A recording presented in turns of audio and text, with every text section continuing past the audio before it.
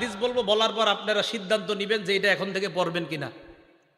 পড়েন তো সবাই ইনশাল্লাহ, যাই হোক, এখনো যারা না পড়েন প্রতিদিন পড়বেন ইনশাল্লাহ। ক্বালা রাসূলুল্লাহ সাল্লাল্লাহু আলাইহি ওয়াসাল্লাম, আল্লাহ নবী বলেন, মান সাল্লা সুবহা ফাহুয়া ফি জিম্মাতিল্লাহ, কোন ব্যক্তি যদি ফজরের নামাজ পড়ে ওই ব্যক্তি আল্লাহর জিম্মায় চলে যায়। ফালা ইউতবি আন্নাকুমুল্লাহু ফি জিম্মাতিহি বিশাইইন, আল্লাহ যেন তার জিম্মার ব্যাপারে তোমাদেরকে প্রশ্ন না করে।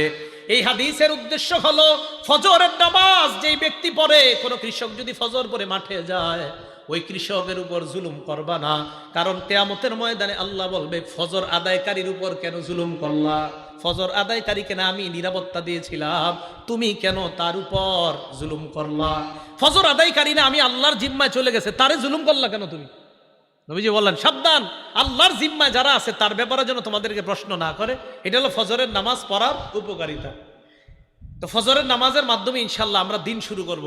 ফজরের নামাজ কেউ আজকে থেকে, আগেও করি না ইনশাল্লাহ, আজকে থেকে কেউ কাজা করবো না, স্বজ্ঞানে করবো না ইনশাল্লাহ। হাত তুলেন ইনশাল্লাহ, আল্লাহ কবুল করেন। ফজরের আগে সুন্নত কয় রাকাত? বিসমিল্লাহ।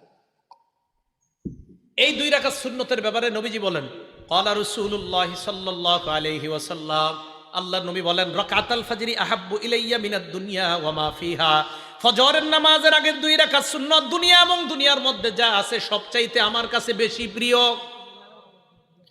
ফজরের নামাজের সুন্নতটা যদি পারেন বাসায় পড়বেন। ঘড়ির দিকে তাকাইছেন, তাকায় দেখেন 20 মিনিট বাকি আছে, বাস সুন্নতটা বাসায় পড়েন। প্রথম কাজ সুন্নত বাসায় যদি পারেন আর কি বাসায় পড়েন। দ্বিতীয় কাজ, ফজরের সুন্নতে প্রথম রাকাতে কুল ইয়া আইয়ুহাল কাফিরুন পড়বেন, দ্বিতীয় রাকাতে কুল হু আল্লাহ।